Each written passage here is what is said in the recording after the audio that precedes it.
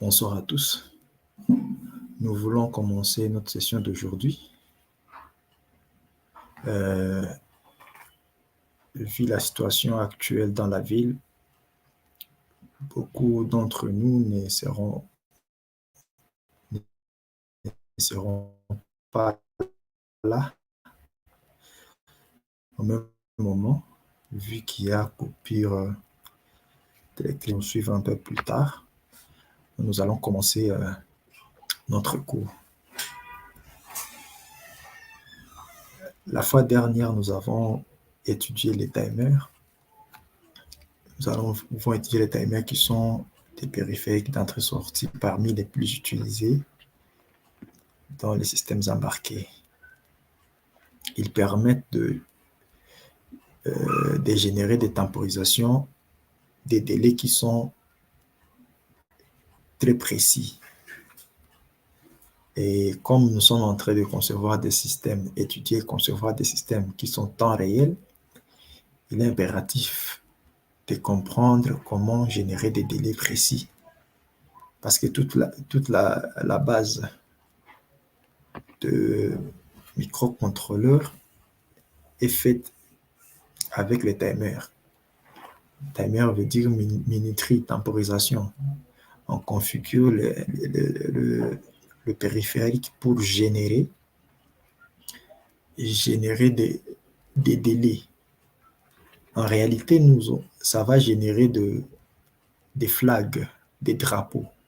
Après un délai, on génère un flag et c'est ce flag-là qui sera testé pour savoir quelle action on va faire. Parce qu'avec les timers, on peut aussi faire faire la modulation à largeur d'impulsion, PWM, contrôle de moteur.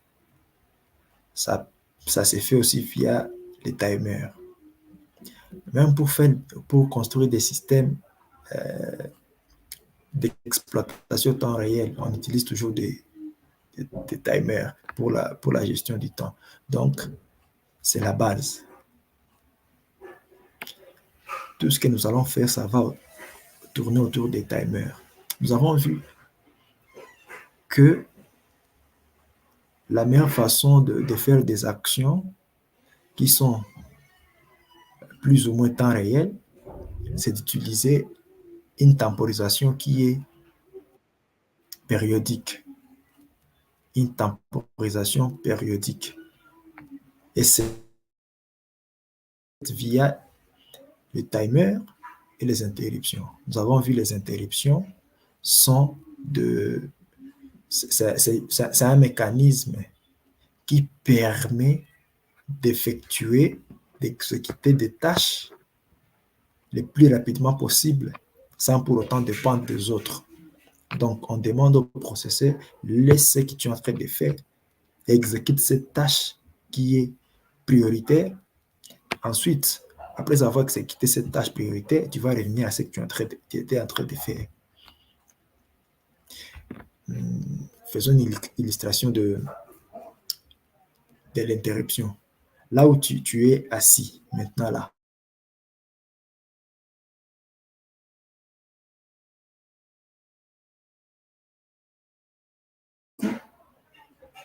Tu entends des cris là dehors. C'est vraiment fort, ça attire ton attention. C'est que si tu avais ton PC sur la main, tu avais ton téléphone sur la main, tu vas d'abord déposer, tu vas à l'extérieur, tu vois ce qui se passe. Après avoir compris ce qui se passe, tu peux soit fermer la fenêtre, fermer la porte, et puis tu reviens, tu prends encore ton téléphone ou ton PC, tu continues là où tu t'étais arrêté. Ça, c'est une analogie d'une interruption. Donc, le processeur exécute les instructions, le programme d'une façon. Mais quand survient une interruption, le processeur arrête ce qu'il est en train de faire. Le programme, il arrête le programme pour aller exécuter une fonction, un autre programme ailleurs. Il exécute rapidement. Après avoir exécuté ses programmes, il revient là où il s'était arrêté. Ça, c'est une interruption. Maintenant, nous, hier, nous avons vu comment configurer une temporisation périodique. Donc, on configure pour générer une interruption dans un délai précis. Et ces délais-là, ça va correspondre à ce que vous voulez faire. Ça peut être un échantillonnage d'un signal. Ça peut être soit en dépend de l'utilisation. Alors, voyons un peu, revenons un peu sur les différents registres et formules pour configurer une temporisation.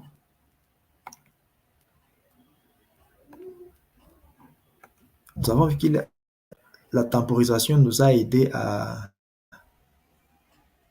piloter des afficheurs.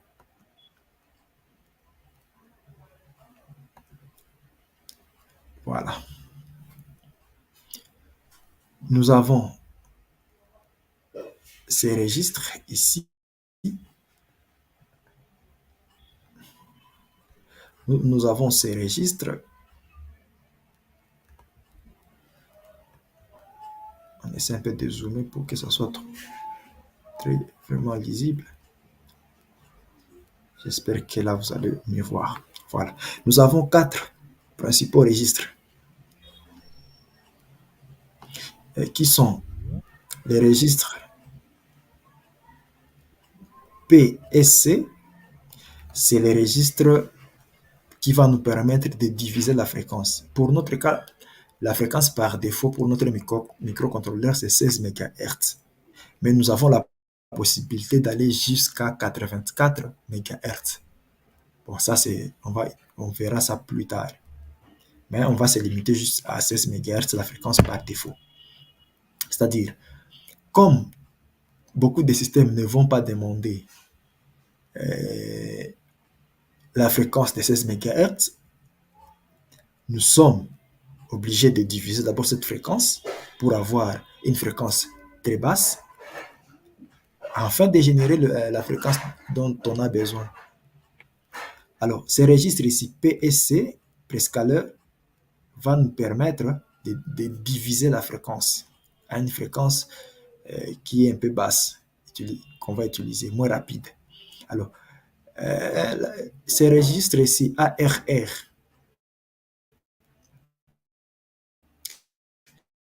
c'est les registres qui fixent la période parce que nous voulons générer des signaux à des fréquences précises. Quand on parle de la fréquence, on voit déjà la période.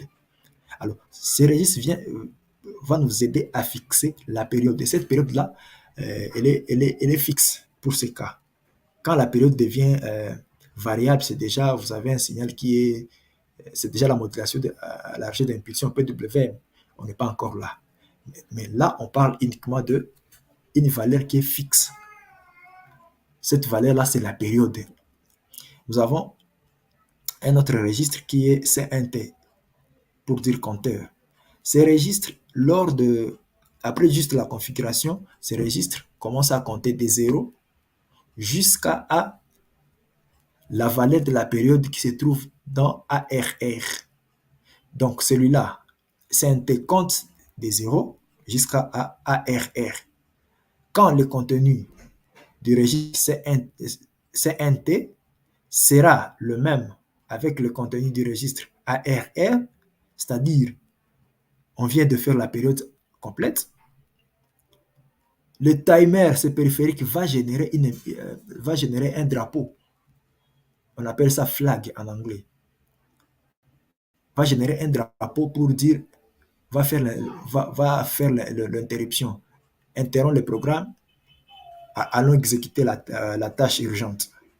C'est ces flags-là que nous allons utiliser, nous allons exploiter pour générer des délais précis. Et ces flags-là, ça se trouve dans les registres CR, Status Register, registre d'état, des timers. C'est ça le UIF, c'est ça le flag qu'on va chaque fois tester, qui va nous permettre de générer l'interruption. Et il y a, pour activer maintenant le timer, on l'active via le registre CR1, via les bits CEN, Counter Enable. Voilà. Ce sont là les registres. Maintenant, comment on calcule le temps? Le temps est calculé via cette formule, la période là à mettre dans ARR, via ces formules ici. Donc ça, c'est juste une équation simple. En connaissant la période qu'on veut avoir, en connaissant la période qu'on veut avoir,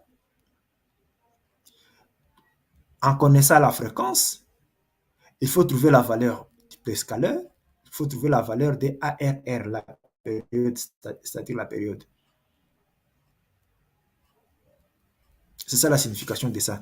Supposons que comme on a 16 MHz, on divise d'abord 16 MHz par exemple, voyons dans l'exemple ci-dessous, voyons là dans l'exemple ci-dessous, pour générer une impulsion après chaque 1 milliseconde, on utilise cette formule. On a 16 MHz, on divise par 1600, 1599 plus 1, ça fait 1600 pour avoir une fréquence de 10 kHz. On quitte 16 MHz vers 10 kHz.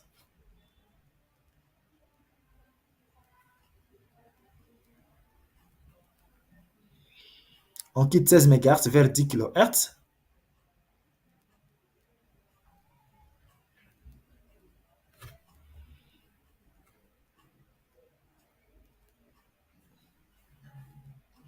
Je ne sais pas si vous voyez toujours mon écran.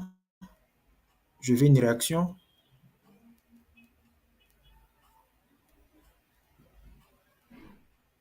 Voyez-vous mon écran?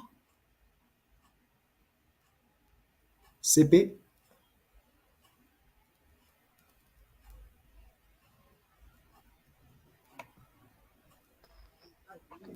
Oui, papa, moi je vois l'écran. Ok.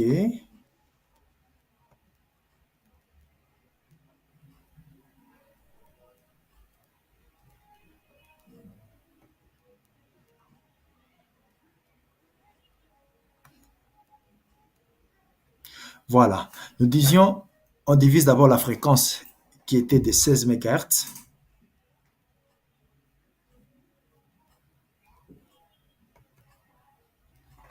On divise cette fréquence par 16 MHz, par 1600 pour avoir 10 MHz. Ensuite,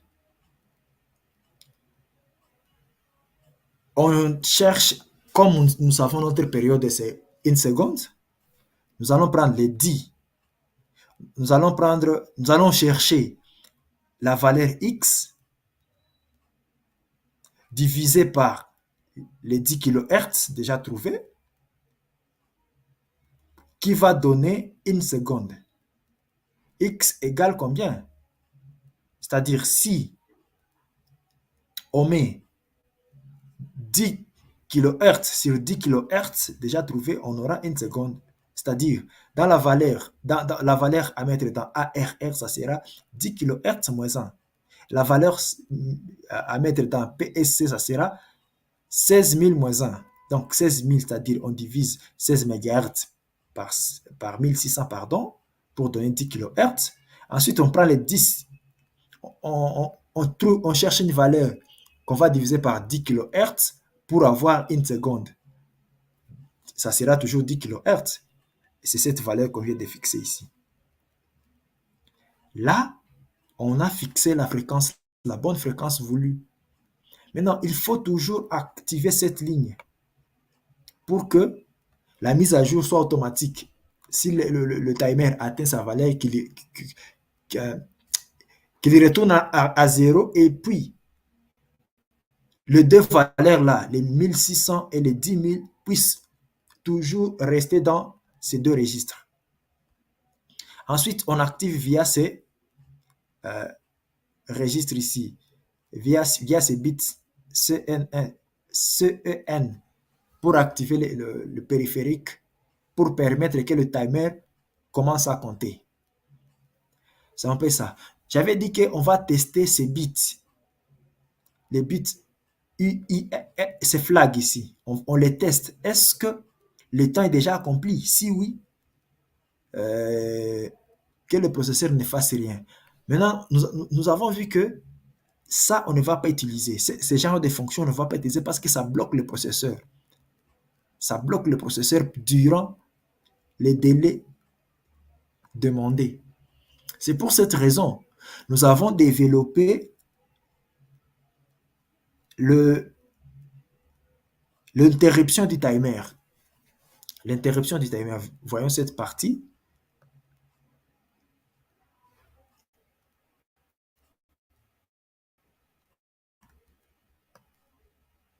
Voilà.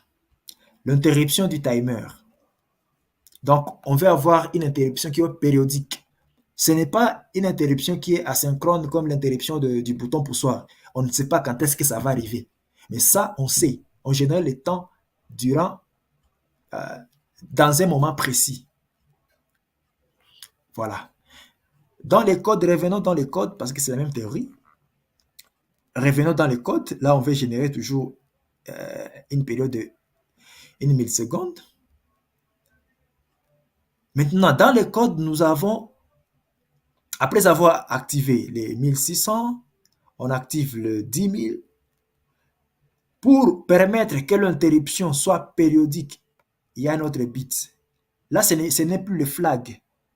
Le flag, ça va se trouver dans la fonction d'interruption. Vous voyez la fonction d'interruption du timer. Maintenant, le flag se trouve dans la fonction. Mais pour activer cette interruption du timer, nous devons activer via ces bits UIA pour dire Update Interrupt Enable. Donc, ces bits nous permettent d'activer l'interruption du timer. C'est ce que cela veut dire. Ensuite, nous avons les deux bits là pour que les valeurs de PCR et ARR ces deux valeurs font la mise à jour directement.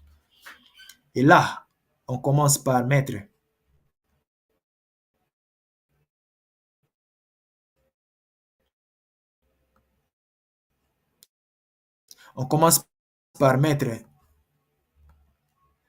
le bit, les flags à 0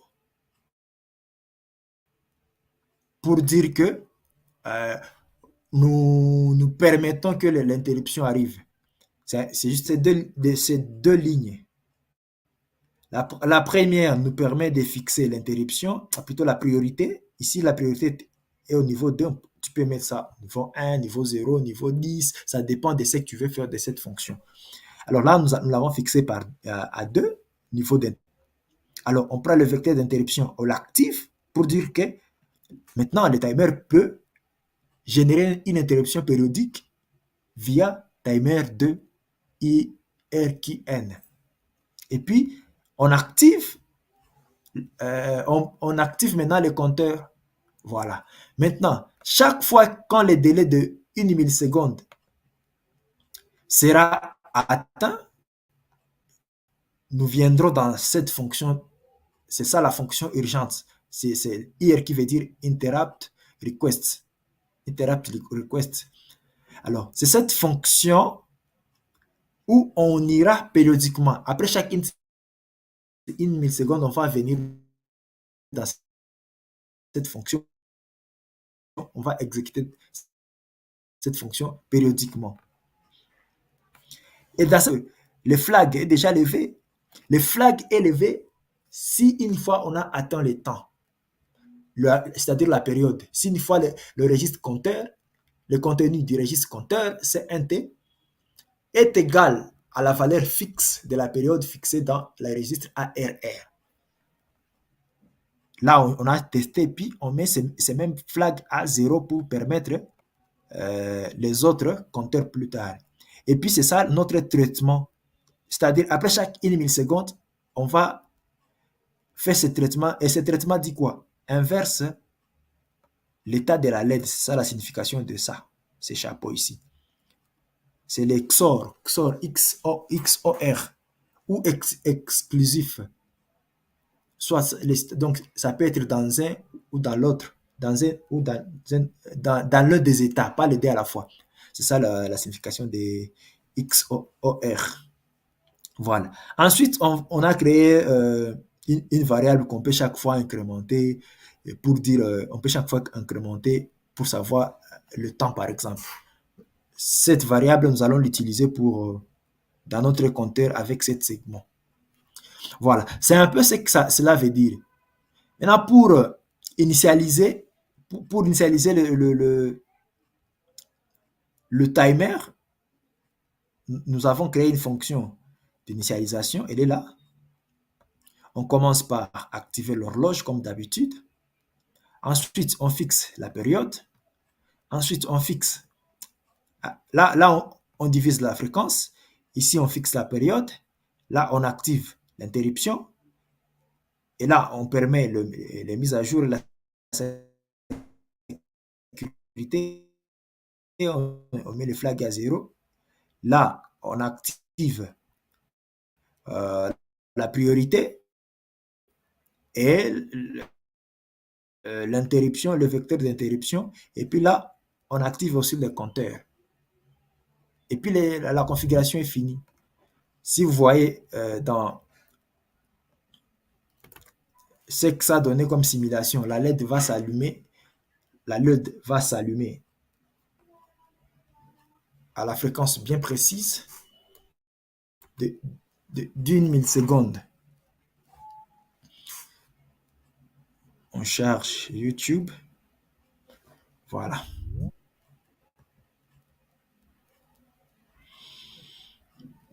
On avait déjà simulé ça depuis auparavant.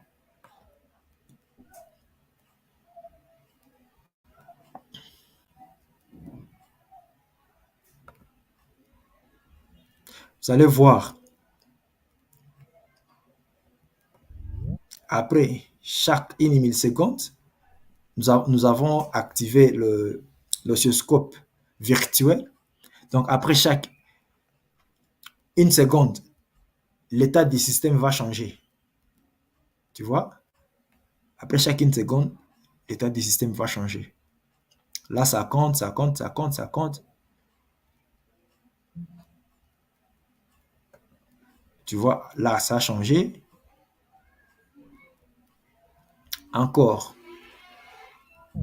ça change l'état. Encore, ça change l'état. Ainsi de suite. C'est-à-dire, ça répond bien à ce que nous avons voulu faire.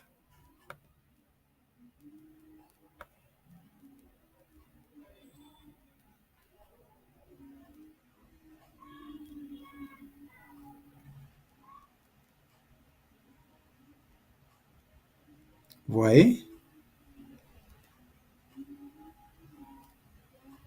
Ça va changer après 1000 millisecondes, ça change. Encore, ça va changer. 2 secondes, ça change. Après, à la 3e seconde, ça va changer. Donc, ça répond parfaitement. Ça répond correctement. Voilà. Maintenant, nous avons dit que nous allons utiliser cette action pour faire un chronomètre numérique. Cette base, vous devez la comprendre parce que ça fait partie de votre TP que vous allez faire. Et c'est le TP qui sera coté pour ce cours. Donc, vous devez comprendre, vous avez déjà vous aurez toutes les informations, vous n'aurez qu'à les assembler. Alors, comme vu précédemment, euh, voyez un peu le résultat. Nous avons un chronomètre ce chronomètre compte de 0 jusqu'à, ça peut compter jusqu'à 9999. Et ça, c'est précis. Ça, c'est précis. Même s'il y a des interruptions, il y a d'autres tâches, ce compteur est précis. Il est tellement précis parce que nous utilisons des timers. Maintenant, comment nous avons configuré tout ça? Comment nous avons configuré tout ça? À la base, dans notre fonction main, parce que c'est la fonction principale, le programme commence toujours par là.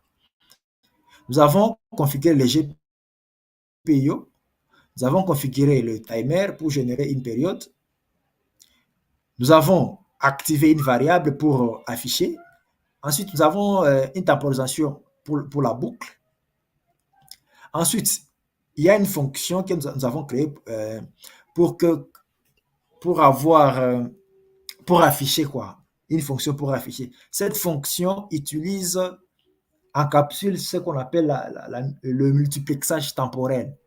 Je pense que vous avez vu ça dans le cours de télécommunications. On donne un accès à chaque segment pour que ça puisse s'afficher. Parce que vous voyez, nous avons 4 segments. Premier, deuxième, troisième, quatrième.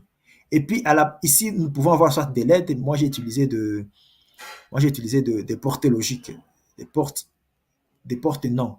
Parce que quoi, le transistor fait aussi la même chose. Quand tu actives la base, la masse du transistor va monter. C'est-à-dire ça fait presque la même chose. Ça dépend du type de transistor utilisé. Moi, j'ai utilisé des portes logiques, les 7404, là où nous avons des portes, des inverseurs pour activer chaque LED. Donc, le multiplexage temporel nous permet d'afficher à chaque segment, on donne un accès du temps pour afficher chaque segment. Pourtant, on a les mêmes bus, on envoie la même information sur les mêmes bus, mais l'afficheur qui sera, là on va envoyer, l'afficheur qui sera activé, c'est celui-là qui va afficher l'information. Et c'est cela, ça doit se faire dans un délai précis.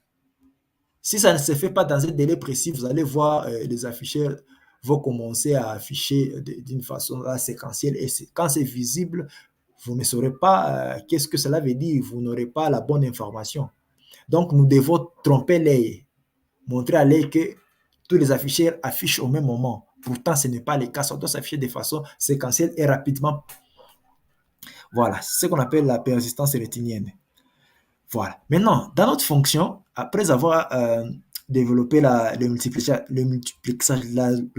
du multiplexage temporel ici, nous viendrons dans main. La variable temporisation boucle, ça c'est la variable compteur qui se trouve dans la fonction urgente, la fonction du timer périodique. Donc, la fréquence, ça va s'incrémenter, cette variable, ça va s'incrémenter à la fréquence du timer qu'on a fixé, du timer périodique qu'on a fixé.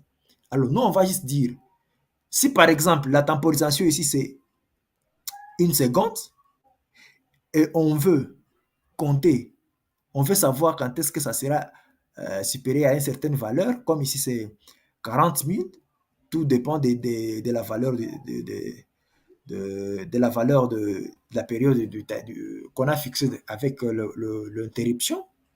Mais dans notre cas ici, ça va faire environ 500 millisecondes. Cette condition crée un rythme d'environ 500 millisecondes sans figer les microcontrôleurs. C'est-à-dire, ces compteurs-là, voyons d'abord, pour que ça ne puisse pas être trop abstrait. Voyons cette fonction-là, ça se trouve dans... Ça se trouve...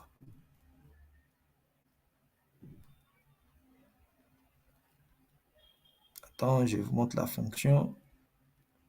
Nous l'avons d'abord initialisé ici.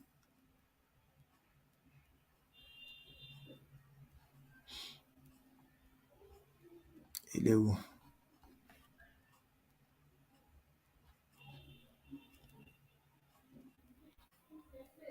La fonction là,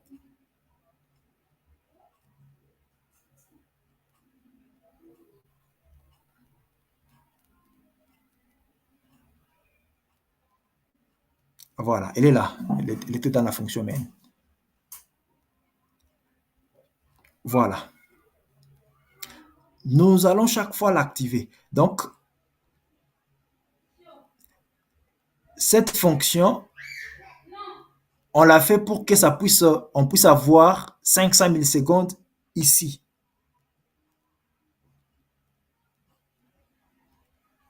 Voilà, 500 millisecondes. Après, donc, on exécute les if. Après les if, on incrémente cette variable. Après chaque if, on incrémente cette variable. Un instant. Après chaque if, vous voyez, après chaque if, cette fonction est incrémentée pour nous permettre de compter. Alors ici aussi, on compte, on incrémente le compteur pour afficher le valeur entre 0 et 999. Les if là, ce test ici nous permet juste de savoir est-ce qu'on a atteint la valeur maximale de la fichière. Donc la fichière peut compter de 0 jusqu'à 9999. Alors, ce if permet juste de savoir est-ce qu'on a déjà atteint la valeur. Si oui, remet le compteur à 0. C'est tout ce que ça veut dire. Et puis, la valeur courante envoie cette valeur dans la fonction du multiplexage temporel.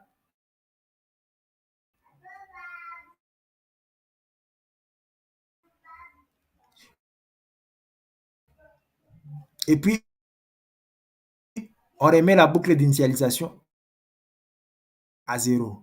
Maintenant, voyons comment on a configuré cette temporisation. Voilà, on configure le broche. Voilà. Et si nous voulons envoyer 0, nous avons créé un tableau de segments.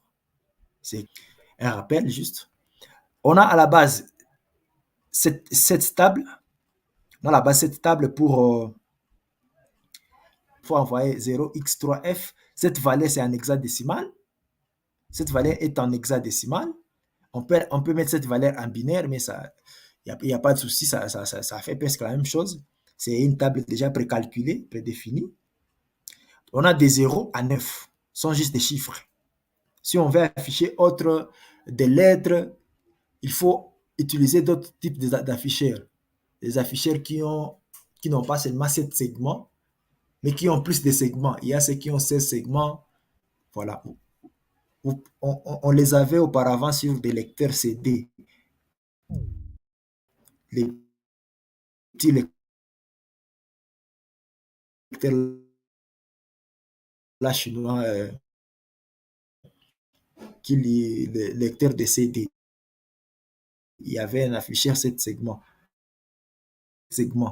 Ça pouvait afficher des lettres. Maintenant, ici, on va juste utiliser 7 segments. Voilà.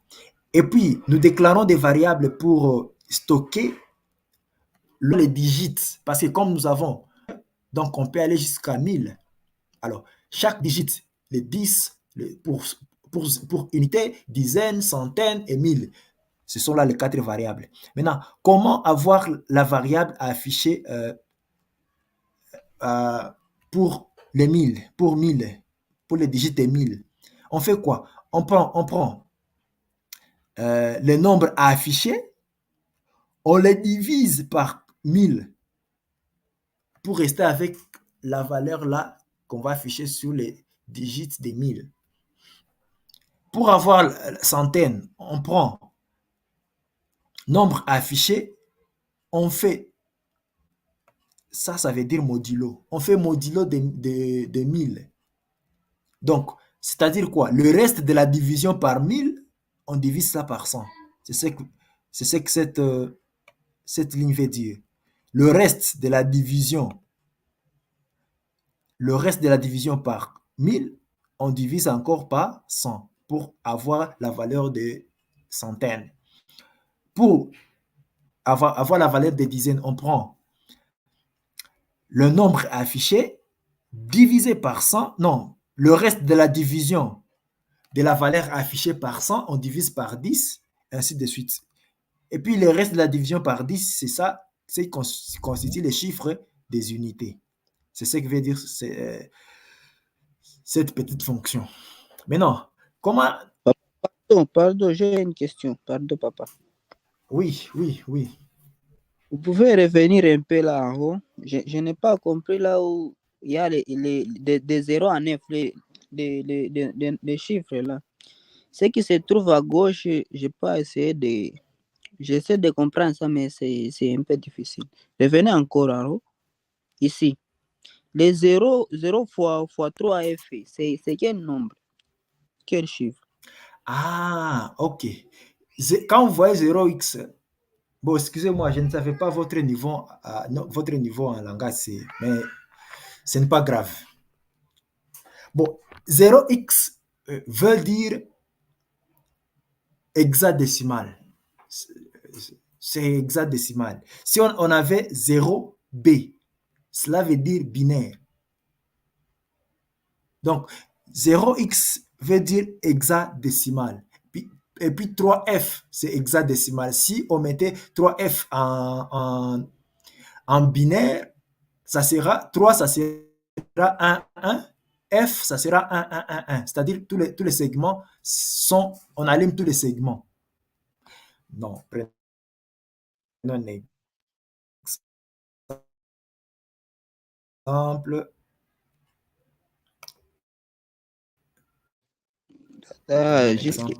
Là, Ici, je me suis déjà retrouvé. je dois...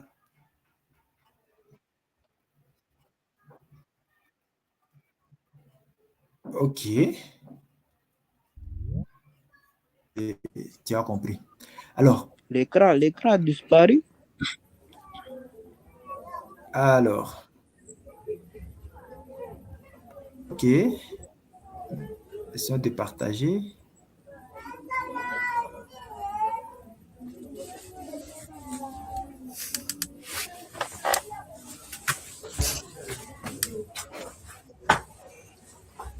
Et ça va? Ça va bien. Ça va bien. Bon. Je parlais de afficheurs. Là, vous voyez mon écran? Là, ça se voit.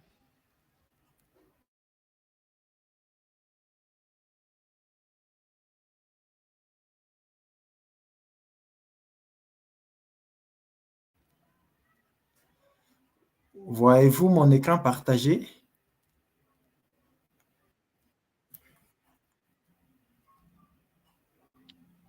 On voit l'écran, papa. Nous voyons. Voilà. Les segments sont des LED. Vous voyez ici, prenons le même exemple qu'hier.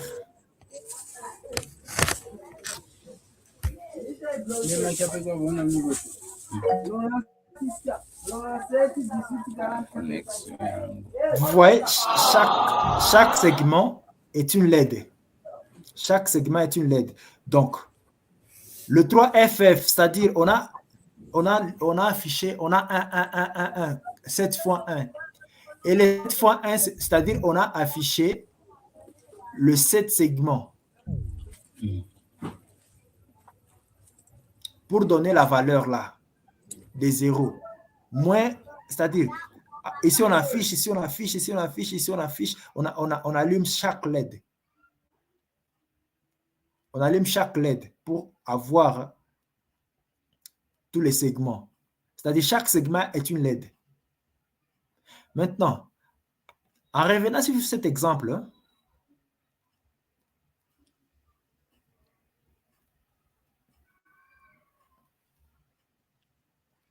vous voyez,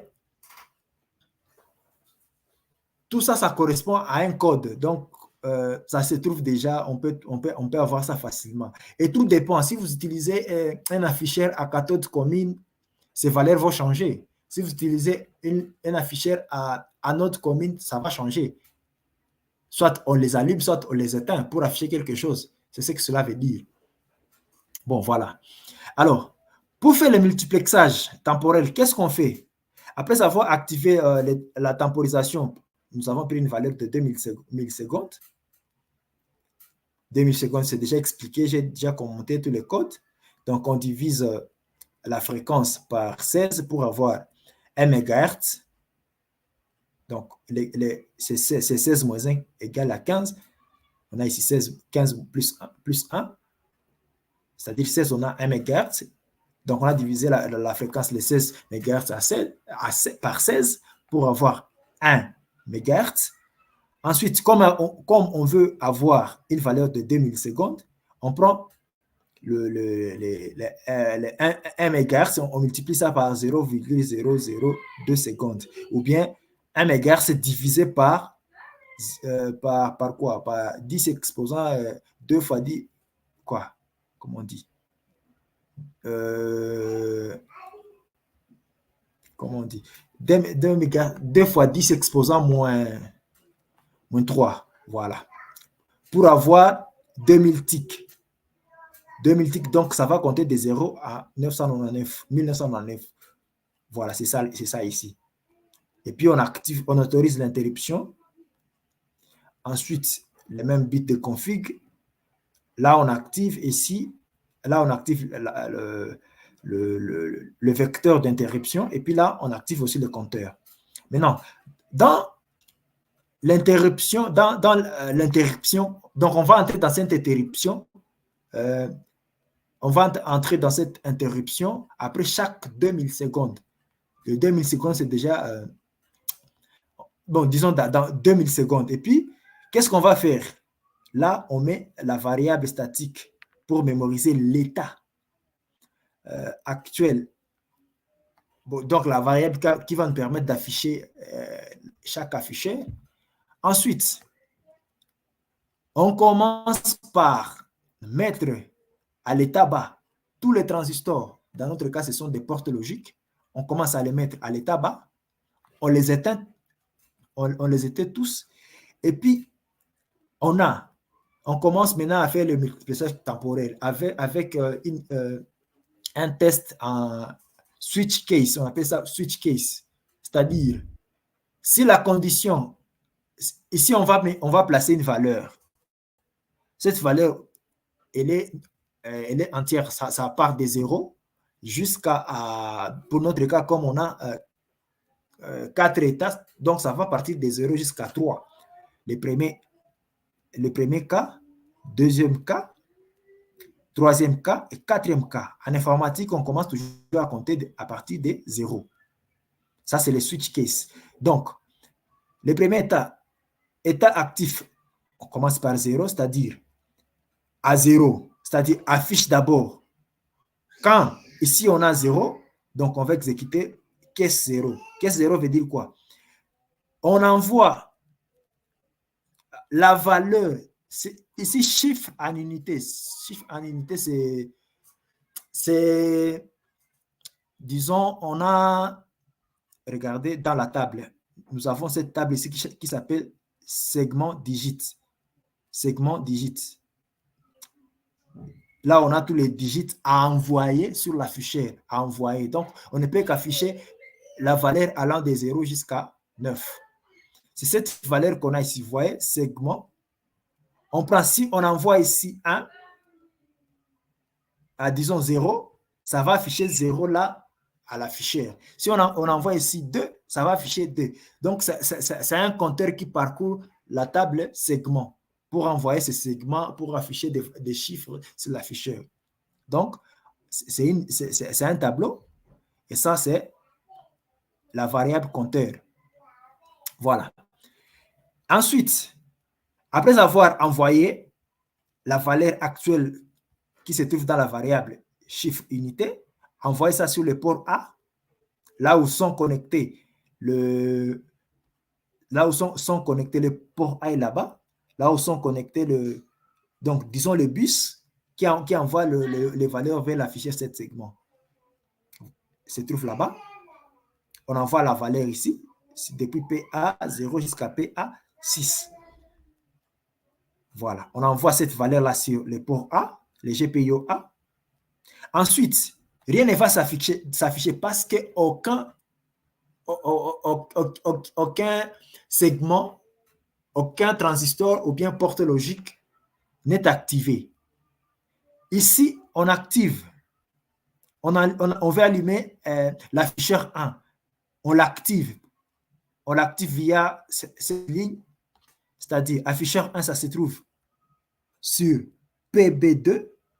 Vous voyez, l'afficheur 1, on active ici, on a envoyé la valeur ici sur le bus, et puis on active l'afficheur pour afficher cette valeur qu'on a envoyée ici. Voilà, ça se trouve sur PB2. PB2, voilà, voyez-vous, on a pour GPIO 2, B, GPIO B, ensuite PB2. C'est ce que ça veut dire. Après avoir affiché cette valeur, qu'est-ce qu'on va faire ensuite? L'afficheur, ça s'incrémente, on les met à 1 pour dire, va afficher aussi le second afficheur, c'est-à-dire, on va rentrer, après avoir affiché actif égal à 1, on break pour quitter ces cas, on revient encore sur switch case, on teste quelle valeur nous avons encore. Afficheur actif égal à 1, parce qu'on a mis ça à 1. Donc, on va encore aller ici sur caisse 1. Qu'est-ce qu'on fait? On fait la même chose. On envoie encore la même donnée. Maintenant, ça sera chiffre en dizaines. Là, c'était chiffre à une unité. Cette valeur-là, vous vous souvenez, on l'a calculée ici dans cette fonction. Vous vous souvenez, on l'a calculé ici. Chaque afficheur a comment développer un nombre en chiffres. Voilà. Là, on est sur le cas 1. Après avoir fait la même chose et puis allumer l'afficheur 2, on fait quoi? On met afficheur actif à 2 pour aller exécuter ici. Ainsi de suite, jusqu'au 4e afficheur. Et puis, on remet à 0 pour dire, va encore afficher les unités. C'est comme ça qu'on fait le multiplissage temporel. C'est juste une commutation. On commute transistor de transistor à transistor pour afficher sur les différents segments. Ensuite, tout cela va se faire dans... Maintenant, la fonction pour essayer un peu de diminuer le temps, ça se fait ici, comme nous l'avons dit. Maintenant, ici, on va tester. On va faire une boucle et on teste si temporisation. Est-ce qu'on a déjà entré dans cette fonction? Parce que cette variable ici, nous l'incrémentons après le if. On va tester. Est-ce que temporisation boucle a déjà tourné 40 000 fois? Non. Si c'est non, on incrémente ici. On quitte parce qu'on ne va pas entrer, on incrémente. On revient encore. Est-ce que temporisation boucle est déjà atteint 40 000 fois? Non. Et cela va se faire autant de fois jusqu'à ce que ça atteigne 40 000 fois. Et quand ça atteint 40 000 fois, tout le temps que ce bouclage sera fait, ça va correspondre à 50 millisecondes parce que nous avons un délai de 2 millisecondes.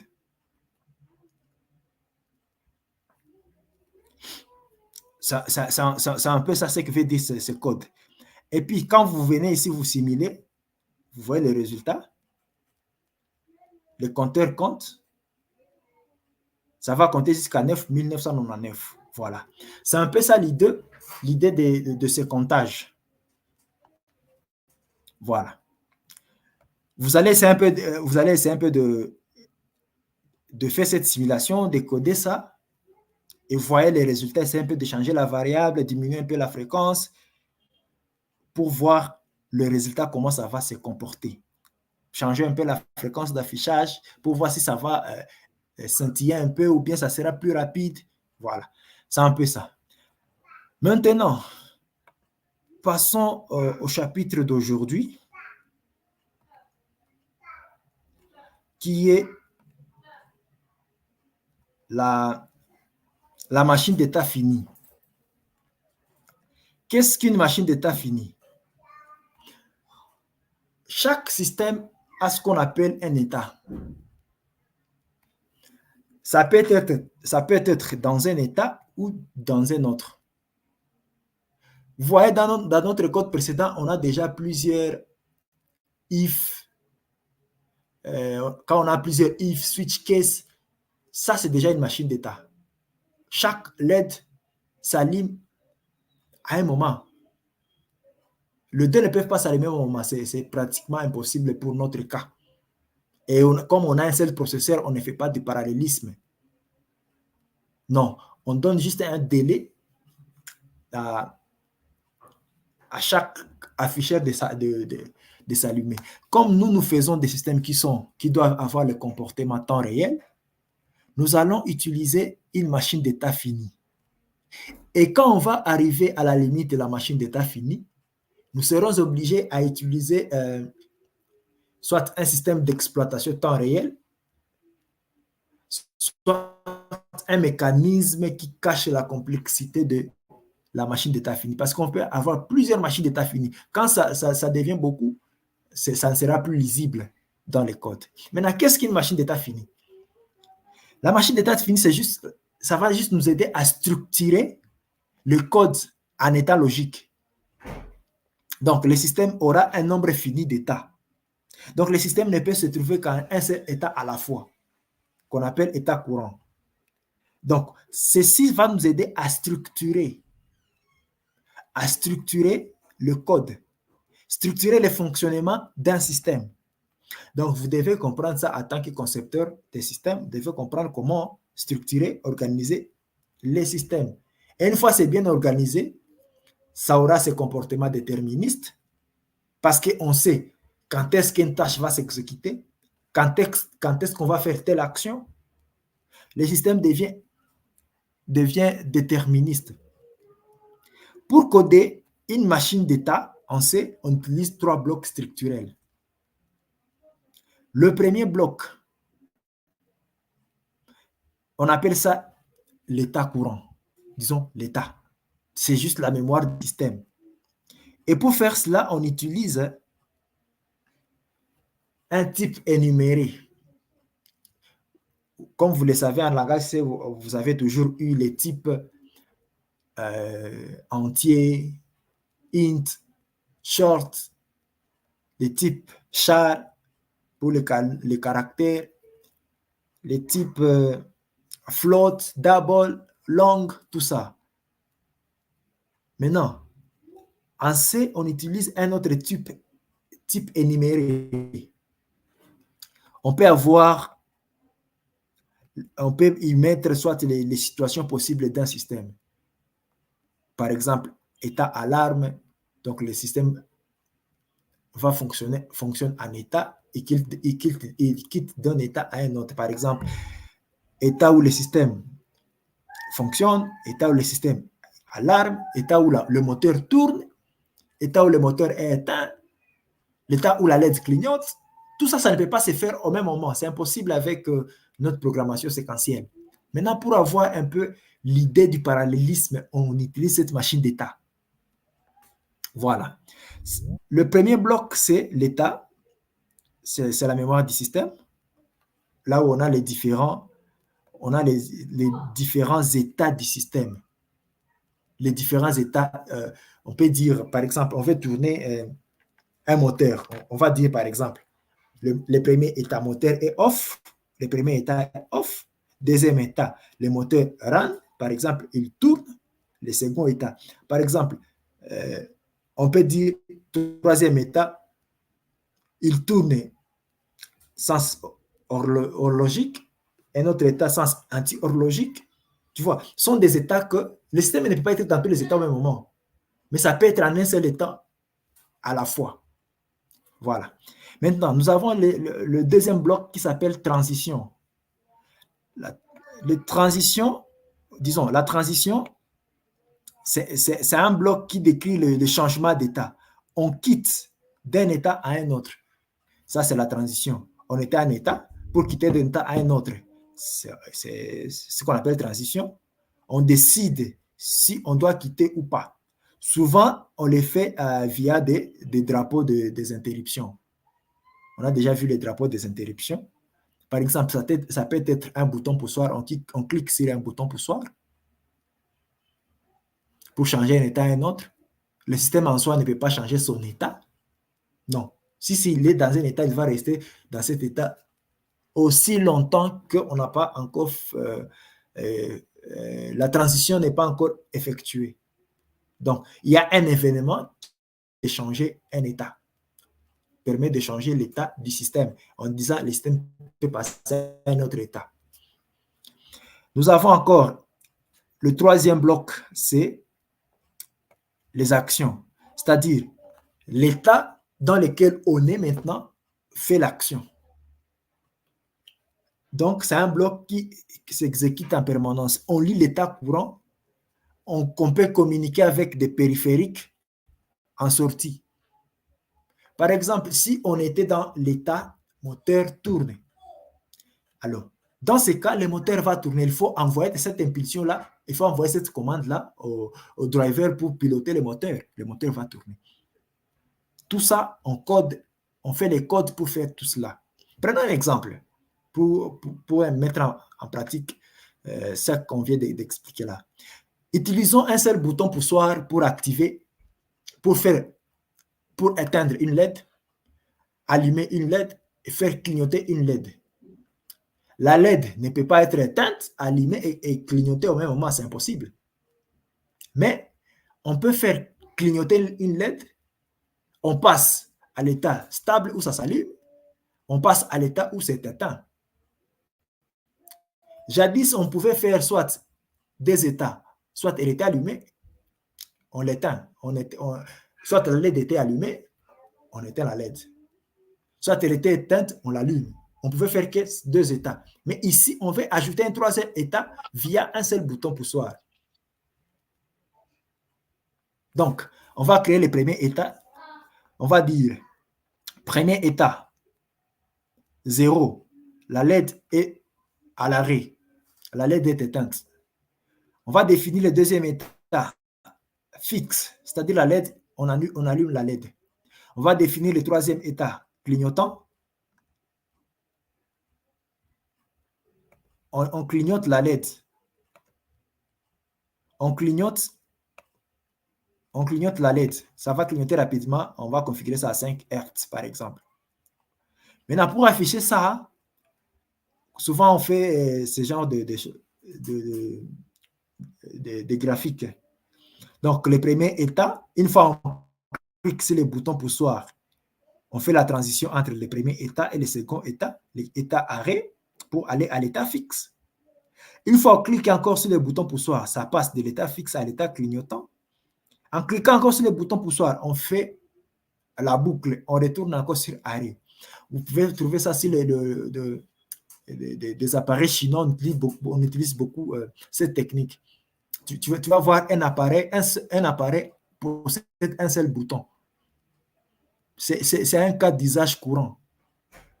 Un appareil qui possède un seul bouton, mais le seul bouton allume soit la torche, tu cliques encore, ça allume le contour, le LED du contour, tu cliques encore, ça allume la LED principale, ça éteint les autres, tu cliques encore, ça allume toutes les LED, la puissance maximale, tu cliques encore, vous voyez, c'est un système qu'on a divisé en états, en plusieurs états. Donc, on ne peut pas faire le tout au même moment. Voilà, c'est un peu ce que cela veut dire. Maintenant, qu'est-ce qu'on va faire? On va encore utiliser un timer. Vous voyez comment configurer le timer à 5 Hz. On prend toujours notre 16 MHz, on divise ça par 1600 pour avoir 10 kHz. Et puis, comme on veut 5 Hz, 5 Hertz, c'est-à-dire 10 millisecondes, la période de 10 millisecondes, on va faire quoi? Les 10 Hertz, on multiplie par, c'est-à-dire ça va compter de 0 à 999. C'est ça la valeur qu'on va mettre dans ARR. C'est ce qu'on va mettre ici, dans ARR. On met 999, donc 1000 moins 100. C'est ça, 199. Et si on a les 1600 moins 1, ça donne 1599. Voilà. C'est-à-dire là, on a configuré l'interruption périodique du timer à 1000 millisecondes, 0,1 seconde. Voilà. Ensuite, comme notre LED, ça sera sur le port 13 du port C, et puis les boutons pour soi, ça sera sur le GPIO A, le port 0 du GPIO A. Ça, ce sont juste des macros. Au lieu d'utiliser les GPIO, les 13, les 0, on fait juste on les donne d'autres noms. LED pin pour dire 13, bouton port pour dire GPIO A, bouton pin pour dire les pins 0, bien la pin 0, bien la broche 0, voilà. Maintenant, pour beaucoup plus de lisibilité, nos états, on les met dans un type énuméré, c'est-à-dire arrêt, fixe, clignotant. C'est ça ce qu'on appelle nos états de notre machine d'état. Voilà. Maintenant, on crée des variables globales de type volatile. Volatile, c'est-à-dire ces variables peuvent être changées dans d'autres fonctions. État, comme on a déjà créé un type def, c'est-à-dire état, on crée une variable état actuel de type état. Pourquoi type état? Parce qu'on a créé un nouveau type def qu'on appelle état. Ça, c'est comme on faisait volatile, int ou bien char, état actuel. Maintenant, pour notre cas, nous avons déjà un autre état, un autre type qu'on appelle état T, que j'ai appelé état T. Voilà.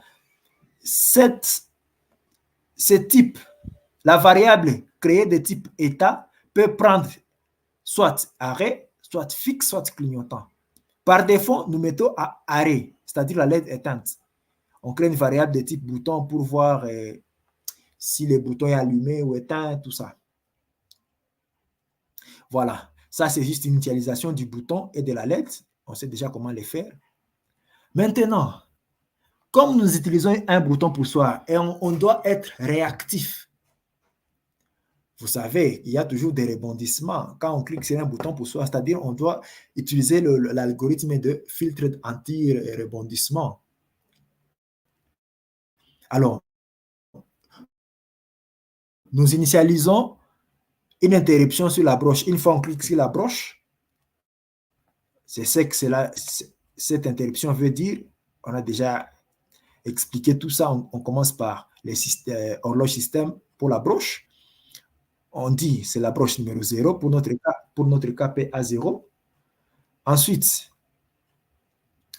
on fixe le front montant ou bien front descendant. On démasque l'interruption et puis on active l'interruption qui va nous permettre de générer cette interruption sur la broche. Ensuite,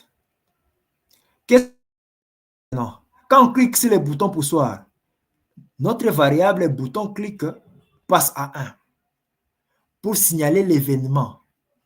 Parce que vous savez qu'on a 3 blocs. État, transition et puis action. Quand on clique sur le bouton poussoir, bouton clic passe à 1. On signale l'événement pour la machine d'état. Alors, quand on clique sur ce bouton ici, on a quoi? La transition. On veut passer, on clique sur le bouton poussoir, on fait la transition entre l'état 0 à état 1. Comme bouton clic est déjà égal à 1, quand on a cliqué, qu'est-ce qui s'est fait ici? On fait if bouton égale 1, cette condition est vraie parce que bouton égale 1, 1 égale à 1. On entre, on commence par switch. État actuel, quel est l'état actuel? Le système est dans quel état actuellement? Quel est l'état actuel? On revient ici. L'état actuel, c'est arrêt. On l'a prédéfini, on a initialisé l'état à arrêt. C'est-à-dire, l'état actuel est à arrêt, on fait les cas arrêt. Si c'était à fixe, on allait faire fixe. Maintenant, on est à arrêt. On fait arrêt. Donc, comme on veut changer l'état actuel pour passer à l'état suivant, on exécute arrêt. Maintenant, dans état arrêt, qu'est-ce qu'on a? On fait état actuel égale état fixe pour dire, non, quitte mon état arrêt, va vers l'état fixe. C'est ça l'état suivant, va vers l'état fixe. Et puis, on fait break. On fait break. On quitte. Les boutons passent à 0. Et puis, on vient ici pour piloter la sortie. Switch. État actuel égale c'est quelle valeur? État actuel égale fixe. Comme avant c'était à arrêt, c'était donc l'aide d'éteinte, ça le premier état. Comme on a cliqué sur les boutons, l'état est passé à fixe. Maintenant, fixe. État actuel sera égal à fixe. On va venir ici, fixe. Qu'est-ce qu'on va faire? On va exécuter cette ligne, c'est-à-dire allumer la LED. Là, on a utilisé BSRR pour allumer la LED.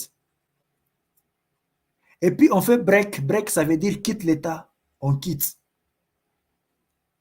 On quitte l'état. On va encore ici. État égale combien? Est-ce que bouton est déjà cliqué? Non, bouton n'est pas cliqué parce qu'on a cliqué une seule fois et on a mis à 0 ici. Donc, on ne va pas entrer ici parce qu'on n'a pas encore cliqué. C'est-à-dire, on reste dans un état stable. On revient encore ici. État actuel, quel est l'état actuel? L'état actuel est toujours à fixe. On vérifie qu'est-ce non. On vient ici, on fait fixe. On exécute, c'est-à-dire la LED reste allumée. Si encore on clique sur le bouton poussoir, on va venir, on va charger l'état on va encore faire bouton clic égale 1. On va venir dans cette interruption. On fait bouton clic égal à 1. On revient dans le main. While one. Bouton égal 1, oui. On entre dans switch case. Quel est l'état actuel? Comme l'état était fixe, la LED était allumée, on exécute ici. Qu'est-ce qu'on fait ici? On passe la transition à clignotant. C'est-à-dire l'état actuel passe à clignotant. C'est-à-dire l'état, la LED va devoir clignoter. Mais avant de clignoter, il faut activer cela. On quitte les if, on vient ici à switch. Quel est l'état actuel? L'état actuel, c'est clignotant. On vérifie arrêt, non, on passe, fixe, non, on passe, on fait clignotant. On entre ici, on exécute. Qu'est-ce qu'on va exécuter? On teste. Est-ce que le drapeau, timer D, est-ce que le drapeau est levé? Si le drapeau est levé, ce timer ici va juste nous permettre de gérer le temps. Parce qu'on va clignoter. On va clignoter à quel temps? On va clignoter à... c'était quoi la valeur ici prédéfinie? On va clignoter à 100 millisecondes. Voilà. 100 millisecondes. On va clignoter à 100 millisecondes. Donc, quand on vient ici à clignotant, on commence à tester. Est-ce que les 100 millisecondes sont déjà écoulés? Si oui, l'état de la LED, si elle était éteinte, elle sera allumée. Encore, on met le drapeau à 0. Après chaque 10 millisecondes, la LED va changer l'état. Ça, c'est déjà un clignotant. Après chaque 10 millisecondes, la LED change l'état. La LED change l'état, c'est déjà un clignotant. Si on clique encore sur le bouton poussoir, sachant que l'état actuel est clignotant. Si on clique sur le bouton poussoir, on vient encore ici, bouton égale 1. Dans la while, on fait, est-ce que bouton égale 1? Oui. Quel est l'état actuel clignotant? On vient ici, on fait la transition de l'état actuel à arrêt. On arrête, on clique, on quitte le if, on vient ici pour la gestion de la sortie, état actuel égale arrêt. On entre, on fait les case arrêt. Arrêt, on a quoi? On éteint la LED. C'est ainsi que la machine fonctionne. Donc, le système peut être dans un état à la fois, pas deux états à la fois. Qu'est-ce que ça donne? Voyons un peu. ce que ça donne. Voilà. On clique sur les boutons poussoirs, l'état change. Là, on est dans l'état clignotant. État clignotant. Tant qu'on n'a pas cliqué sur les boutons poussoirs, on reste dans cet état-là où la LED clignote. On clique, la LED s'éteint. On clique, ça clignote. On clique, ça. Là, c'est un peu transitoire, puisqu'on n'a pas ajouté les rebondissements. C'est pour cela qu'il y a parfois, oui, il est transitoire. Donc, ce n'est pas, ça ne répond pas exactement. Parce que si vous voyez dans la fonction, la boucle infinie, je n'ai pas mis une temporisation pour fixer les fluctuations. Alors, ça peut louper un état. Voilà. On clique, ça s'allume, on clique, ça s'éteint, on clique, ça clignote, ainsi de suite, la boucle continue. Cette application, vous pouvez la trouver dans plusieurs appareils chinois. Plusieurs appareils chinois. Un seul bouton fait plusieurs actions. Voilà. Dans votre labo, vous aurez utilisé ces mécanismes pour passer entre états, la partie restante avant de... Maintenant, pour votre labo, vous allez utiliser les mêmes mécanismes de la machine d'état pour passer, parce que votre labo, vous allez faire un chronomètre et une horloge. Et que tous seront programmés. Il y aura des boutons poussoirs, boutons à plusieurs fonctionnalités pour programmer les heures, pour programmer la minute, pour régler l'heure, pour régler la minute. Et ensuite, un autre bouton va aider à passer du chronomètre à l'horloge. Tu vas cliquer sur le bouton, on passe à mode chronomètre. En mode chronomètre, il y aura un autre bouton pour dire, parce que nous aurons juste 3 boutons pour faire toutes ces fonctionnalités, pour exécuter tout cela. En mode chronomètre, vous allez utiliser 2 boutons. En mode horloge, vous allez utiliser 3 boutons. Voilà. Dans ces cas, vous aurez à piloter via un écran LCD. Qu'est-ce qu'un écran LCD? Ça ne sera pas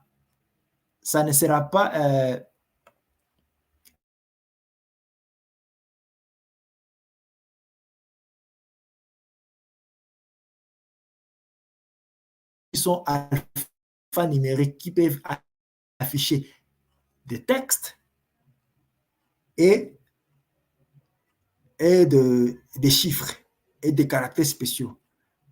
Comme c'est ça l'afficheur qu'on va utiliser. Tu vois, là, on va afficher des textes, on va afficher des chiffres, on peut afficher aussi d'autres caractères, voilà, comme ici. Vous voyez, il y a des caractères qu'on peut créer et afficher. Voilà. C'est un peu ça. Donc, vous allez utiliser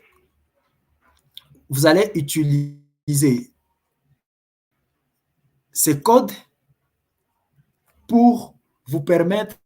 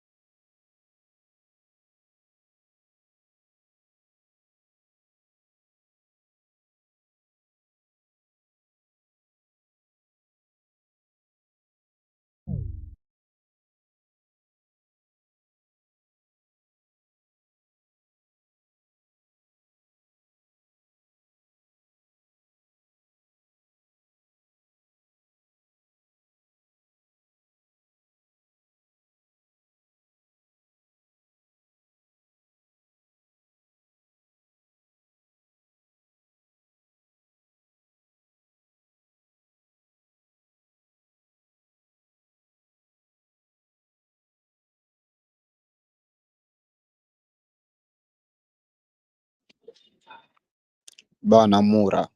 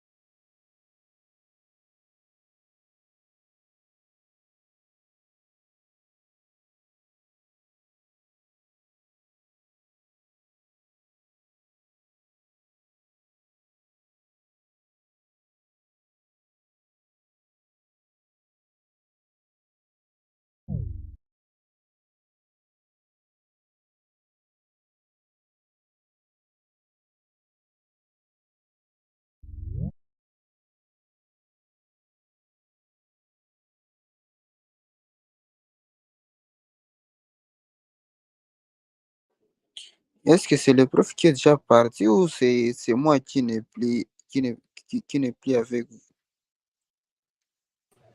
Alors, tu es toujours avec nous. Moi-même, je me demande si c'est quoi le problème. Ah, je crois Le que je professeur, suis il est celle parti. Il qui est a parti. perdu. Je ne sais pas si il est parti comment, sans que vous puissiez le voir. C'est comme s'il va revenir encore.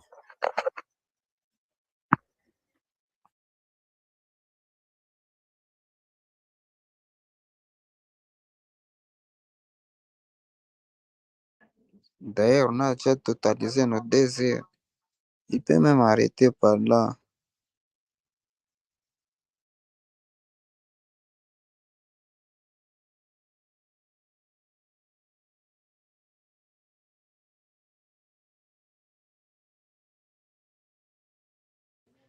D'abord, est-ce qu'il est en ligne?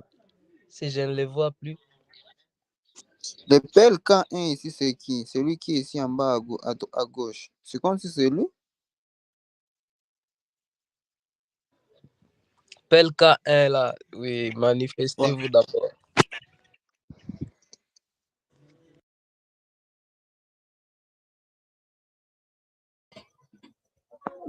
Je vois aussi, il est temps, il est déjà temps. Il est déjà temps vraiment. Il est déjà 20 heures. Il peut se limiter par là. Papa, il manque encore 7 minutes.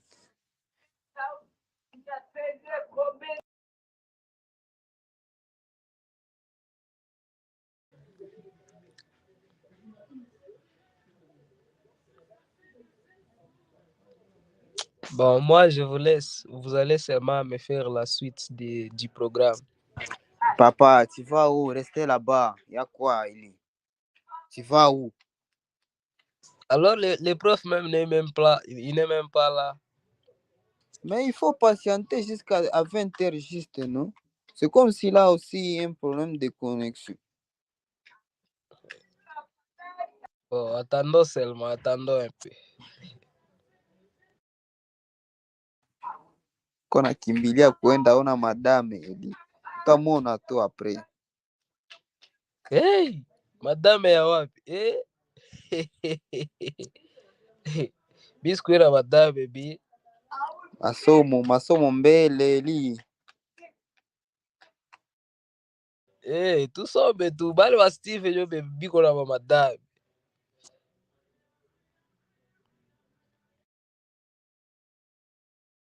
Moussondoli, c'est à toi qu'on s'adresse. Faut pas écouter, rester tranquille comme si c'est pas à toi qu'on parle. Ngoja yangu kimya hapa mita maana nitafuta. Donc tu préfères garder ton calme.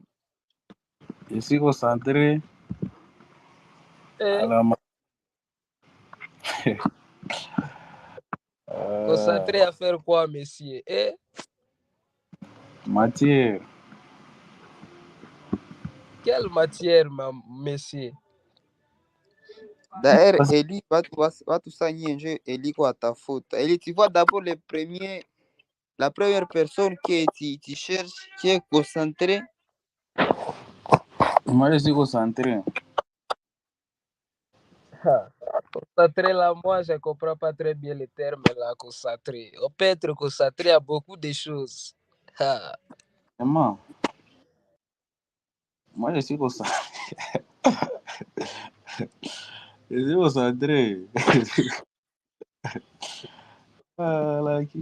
Nakucheka ile kabisa. Concentration ile. Hey, mimi naona niko na doute. Milere iko wapi? Milere je ne lui ai jamais vu ici. Iko wapi? Njo pelka hapo. Ule pelka kwanza ni nani banduku? Eze, tu viens faire quoi ici?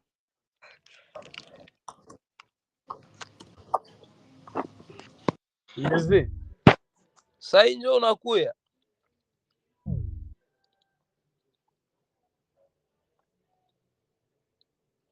Nilikuwa zamani connection ilikuwa mbaya, amukukwa niona maki. Bona mimi sasa ile mimi naingia mimi. Sie tulikuwa On n'a même pas besoin tulikuwa de waseti. Tulikuwa watano.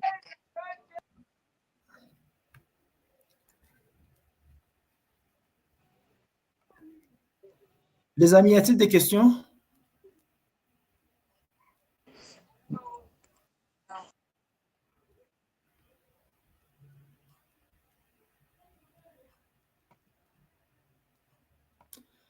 Y a-t-il des questions par rapport à ce que nous avons vu? Non, papa, il n'y a pas de questions, il n'y a pas de questions.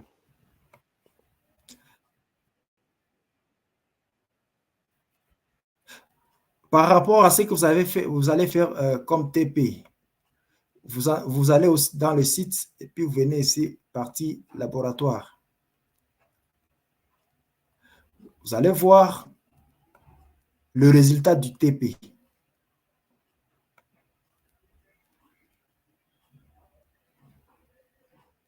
Là, nous avons un afficheur LCD alpha numérique et 3 boutons pour soir. Ces boutons-là permettent de changer le mode de dépasser, mode chrono au mode stop. Celui-là, quand on est en mode chrono, nous permet de lancer les chronomètres. Celui-là permet de faire les resets sur le chronomètre. Quand on est en mode chrono, on a deux modes, chronomètre et mode horloge. Là, c'est le mode chrono.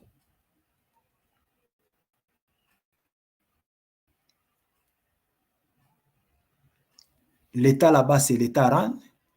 On change de mode en cliquant là-bas. Là, c'est mode horloge. Dans mode horloge, nous avons deux autres états incrémentaux.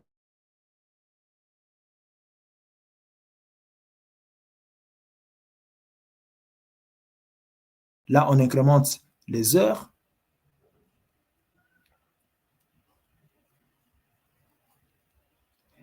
Là, on peut changer encore le mode. Tu vois, le mode chrono continue à fonctionner. Le mode chrono continue à fonctionner. Même si on rentre, chrono fonctionne. Si on passe d'un état à un autre, le mode continue toujours à fonctionner. Là, on peut stopper, mais le chrono n'est pas remis à zéro. Voyez-vous? Donc, le système se trouve dans un état, pas au même moment, un état à la fois. Ça, c'est le résultat de ce que vous allez concevoir. Vous allez concevoir ce petit système. Voilà. Et pour piloter cette horloge, je vous ai montré, vous avez tous les codes ici, et j'ai même un exemple où vous aurez utilisé la fonction LCD print à la ligne 0, à la colonne 0, et à la ligne 0, vous allez print ISTA force gomme. LCD print texte, colonne 2, ligne 1, système temps réel, faire un délai de 2 secondes, et puis efface tout, et puis écrire encore bienvenue. Ça, ces lignes de code, vous allez les trouver dans ces fichiers. Et ces fichiers, ça se trouve juste ici. Juste ici, vous voyez, nous avons ces fichiers LCD. c'est une bibliothèque de LCD. Voilà. Vous voyez, lcd.c, vous allez copier ce code. Vous allez copier aussi celui-là, lcd.h. C'est là où nous avons défini les GPIOB et les broches à utiliser. Le résultat, c'est quoi? Ça va donner ce résultat. Ce code va donner ce résultat. Ça s'affiche ISTA Force Goma, système temps réel. Ça, c'est juste un écran LCD 16 x 2. Vous allez l'utiliser dans votre TP. Tout ce que vous avez fait dans le TP, nous avons déjà vu. Vous n'avez qu'à utiliser les petites briques là, déjà vu dans tous les systèmes. Voilà, c'est un peu ça. Dites-moi, y a-t-il des questions par rapport à ce que nous avons vu?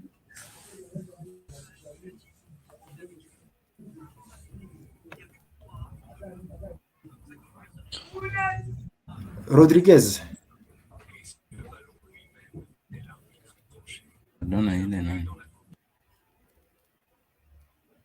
Rodriguez. Et les chronos, et en même temps, on a aussi les trucs, les LCD ici qui affichent l'ISTA bienvenue.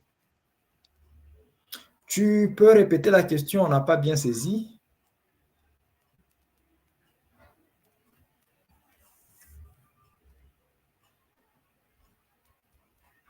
Tu peux répéter la question? Je voulais demander, donc, la question du TP, là, on vient d'en avoir maintenant 2.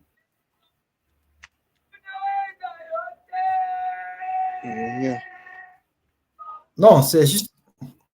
C'est le premier TP. C'est toujours le même? Oh, parce que moi, je crois qu'on va juste faire les chronos et l'horloge. Maintenant, je crois que je viens de voir que vous venez d'ajouter encore l'autre qui affiche l'ISTA Goma bien. Ou c'est les mêmes TP? Non. Avant d'afficher les chronos, vous devez d'abord étudier comment ça fonctionne. Ça, c'est juste le test. Non, ça c'est juste un test. Bien. Non, ça ne va pas afficher ISTA. Ce qu'affiche ISTA, c'est juste cet exemple. Ça, c'est un exemple que j'ai donné. Tout le code est là. Le code est là. Ce code affiche ISTA force. Son résultat est là. Ça, ce n'est pas le TP. C'est juste vous montrer que cette bibliothèque que j'ai placée ici fonctionne. Cette bibliothèque fonctionne. Je ne sais pas si vous comprenez. Oui, papa, je comprends. Oui, voilà. Commencez déjà à écrire ce code. Commencez déjà à écrire ce code. Écrivez ce code pour avoir ces résultats. Donc, le plus important n'est pas d'avoir de faire quoi? D'avoir ce résultat. Le plus important, c'est de comprendre. Parce que ça peut vous servir dans d'autres trucs que vous voulez construire. Si vous comprenez comment construire ces systèmes, vous pouvez faire beaucoup. Vous pouvez construire d'autres systèmes vous-même.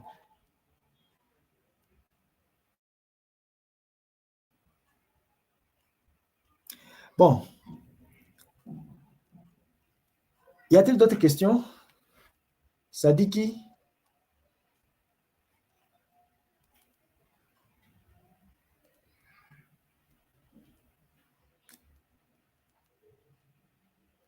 Y a-t-il d'autres questions?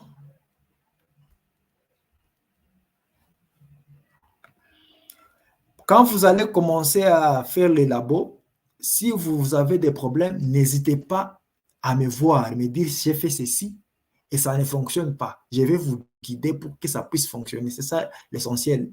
L'essentiel n'est pas juste d'avoir les résultats. C'est de comprendre, c'est le processus, quoi. Le processus pour avoir les résultats, c'est ce qui compte. C'est un peu ça. Bon, Maintenant, pour ajouter ce deux fichiers dans les codes, comment on les fait? Vous ouvrez votre fichier. Je vous avais déjà montré comment on fait ces fichiers. Copiez les mains, le fichier principal. Le fichier principal est là. Vous les copiez. Vous les mettez là-bas. Vous voyez déjà, ça vous montre des erreurs. Le compilateur dit qu'il ne connaît pas, il ne parvient pas à comprendre, à connaître ces fonctions. Même ça, il ne comprend pas. Il faut inclure cette bibliothèque pour qu'il puisse comprendre toutes ces fonctions. Comment on inclut les bibliothèques? Nous allons créer des fichiers. On ajoute un fichier .h qu'on va appeler LCD. On a déjà un fichier. On va au début. On prend le fichier LCD, on copie tous les codes, on copie tous les codes, on met dans ces fichiers. Si on revient sur le main, vous voyez, certains problèmes disparaissent. Certains problèmes disparaissent. Maintenant, si vous compilez, mais il y en a encore d'autres. On dit qu'on ne connaît pas delay. Même si vous compilez, vous aurez beaucoup d'erreurs. Vous aurez beaucoup d'erreurs. Ici, parce que, vous voyez, il y a l'erreur là-bas. Alors, on doit prendre aussi les fichiers .c. Les fichiers .c qui s'appellent LCD. Là, on clique sur C, l'extension, puis on dit LCD. On fait OK. On prend aussi le fichier LCD qui est là-bas. On commence par là.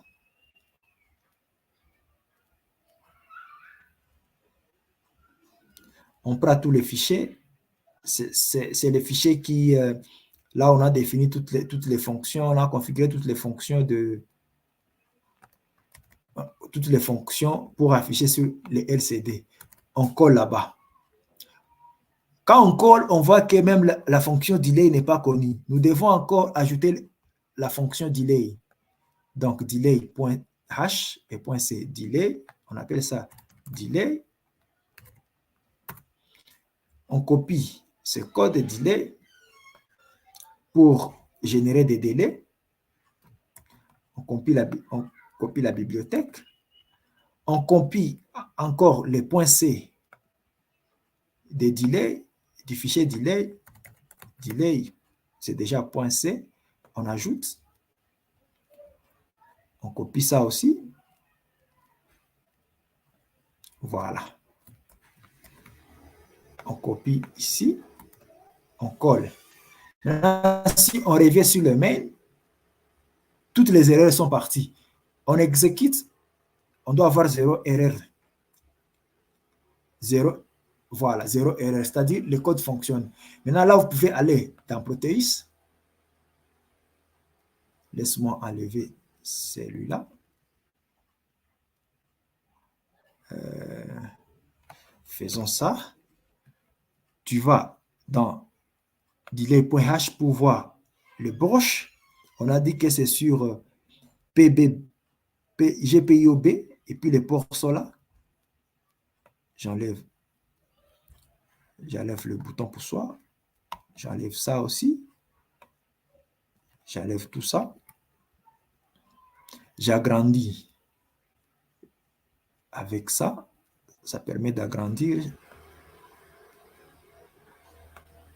Voilà. Je vais ici.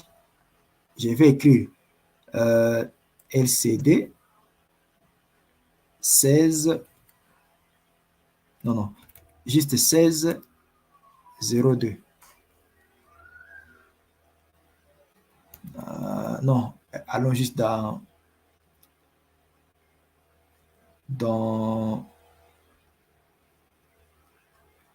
Optoelectronics. OK. On sélectionne alphanumérique LCD et puis on va ici dans LM. On trouve l'écran. Voilà, on prend l'écran, on met là-bas. Qu'est-ce qu'on a dit ici? La broche RS est connectée à la broche numéro 5. La broche RS là-bas, connectée à PB9, PB9, PB9. On met sur PB9. Voilà. Enable, la broche Enable, ici c'est E, est connectée à PB10. PB10. On connecte sur PB10. Ensuite, D4 est là, est connecté sur PB12. Voilà, PB12 est là. Et le reste, les 4 derniers sont connectés comme cela. Je le fais rapidement.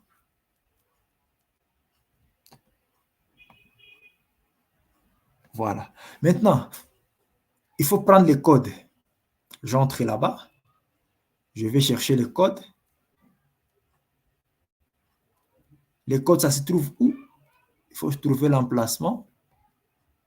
L'emplacement, ça se trouve dans démo cours. Je vois ici l'emplacement. Démo cours hierarchie LED. Hierarchie, objet, hierarchie LED. Voilà. C'est ça les fichiers. J'ai fait OK. Si je simule, ça ne va pas marcher. Parce que j'ai laissé quelque chose. La LED ne va pas marcher. Parce que j'ai oublié de mettre une masse ici. On doit fixer cette broche à la masse. Cette broche, je la fixe à la masse. Je mets masse là-bas. Je fixe cette LED à la masse. Et puis du coup, ça s'allume. Está Force Goma, système temps réel. Il y a un I qui est parti. Ça, c'est à cause de la temporisation de Arduino, plutôt des protéines qu'on a. Il y a un décalage là entre le traitement qu'ils sont en train de faire sur la machine et protéines. Mais ce n'est pas du tout un problème. Vous voyez, le code répond très bien. Donc, si vous parvenez à faire ceci, c'est par ici que vous allez commencer pour faire votre labo. Vous allez commencer par utiliser ce code pour afficher vos textes, vos différents textes, et puis faire la machine d'état après et ajouter des boutons. C'est comme ça que ça marche. Voilà, c'est un peu ça. Je pense pour aujourd'hui, on peut s'arrêter là-bas. Y a-t-il des questions? Prof, j'ai une question. Concernant les fichiers que vous venez de créer, c'est comme si moi j'étais interrompu ou j'avais un problème de connexion parce que je n'avais pas vu. Le fichier est juste ici. L'autre que vous venez de montrer là, parce que vous venez de dire que vous avez montré comment on crée ça. Oui, c'est le logiciel, vous l'avez déjà téléchargé. Ça se trouve dans Classroom. C'est le même logiciel là que je vous avais dit que j'avais du mal à installer ça. Comment ça, vous avez du mal à installer ça? Parce que toutes les étapes, ça se trouve sur le site. Toutes les étapes.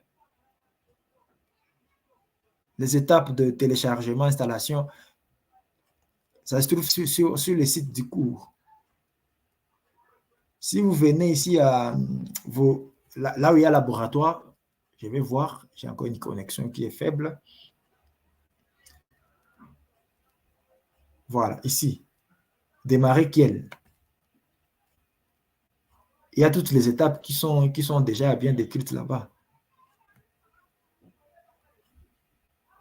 Il y a toutes les étapes. Si vous allez sur le site, il y a toutes les étapes bien décrites qui va vous permettre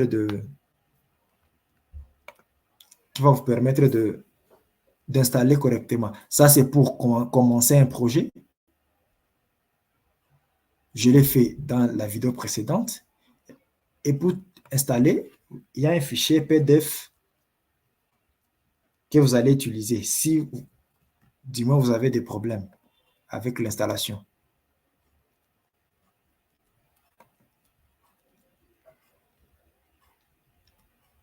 Ça prend du temps pour ouvrir.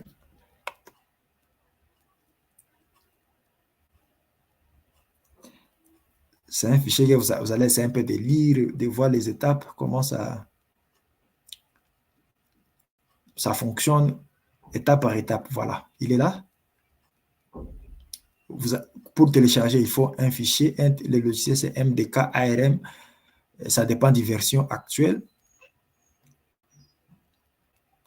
Installation de la documentation, tout ça. Installation. Mais vous avez juste besoin de ce dé-là.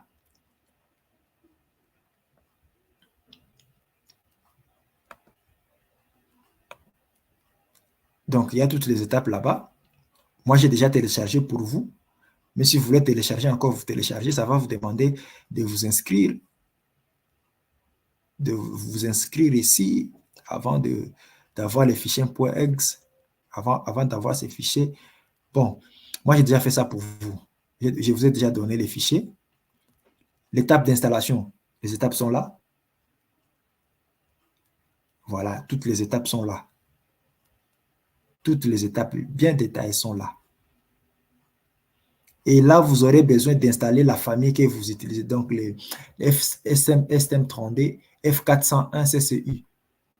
Vous aurez installé de cette façon. On va vous montrer la façon. Ici, on montre comment installer ces fichiers-là. Parce qu'il y a beaucoup de fichiers. Il y a des milliers de microcontrôleurs qui sont utilisés dans Kiel. Maintenant, il faut installer juste les microcontrôleurs que vous avez besoin. C'est cette étape où nous arrivons.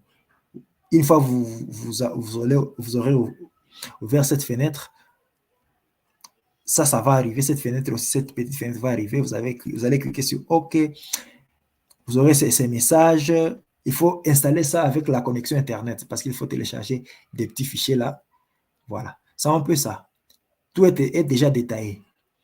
Ici, on utilise le microcontrôleur STM32 F446. Non, on ne va pas utiliser celui-là. Vous serez ici, quelque part ici. 4, voilà, vous serez ici, dans le premier. C'est celui-là que vous allez installer. Vous allez cliquer ici, F401. Vous allez cliquer sur installer 2PF, ça va installer. Vous allez installer CM6, vous allez faire juste un update. Vous allez installer ARM Compiler. Vous allez juste faire un update et c'est tout. Et c'est tout. Après avoir installé cela, vous aurez toutes les variantes de cette série des 401. Vous aurez toutes les variantes, tous les microcontrôleurs de cette variante-là. Voilà, c'est tout. Vous n'aurez pas à utiliser ça parce que vous êtes sous simulation. Ça, vous allez laisser. C'est un peu ça. Y a-t-il d'autres préoccupations?